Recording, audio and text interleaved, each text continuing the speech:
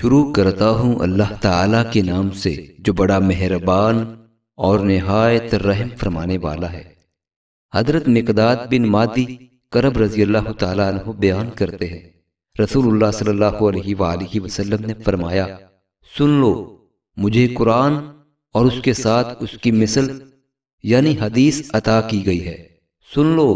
قریب ہے کہ کوئی شکم سیر شخص اپنی مسند پر یوں کہے، تم اس قرآن کو لازم پکڑو، پس تم جو چیز اس میں حلال پاؤ اسے حلال سمجھو، اور تم جو چیز اس میں حرام پاؤ تو اسے حرام سمجھو۔ حالانکہ اللہ کے رسول صلی اللہ علیہ وآلہ وسلم نے جس چیز کو حرام قرار دیا ہے وہ ایسے ہی ہے جیسے اللہ نے حرام قرار دیا ہے۔ سن لو، پالتو گدھے، کچلی والے درندے اور ذمی کی گری پڑی کوئی چیز الا یہ کہ وہ خود اس سے بے نیاز ہو جائے تمہارے لیے حلال نہیں، اور جو شخص کسی قوم کے ہاں پڑاؤ ڈالے تو ان لوگوں پر لازم ہے کہ وہ اس کی ضیافت کرے، اور اگر وہ اس کی ضیافت نہ کریں تو پھر اسے حق حاصل ہے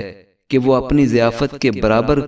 ان سے پیسے وصول کرے۔ معزز ناظرین، اللہ تعالی ہم سب کو نبی رحمت صلی اللہ علیہ وآلہ وسلم کی ان احادیث مبارکہ پہ عمل کرنے کی توفیق عطا فرمائے، آمین۔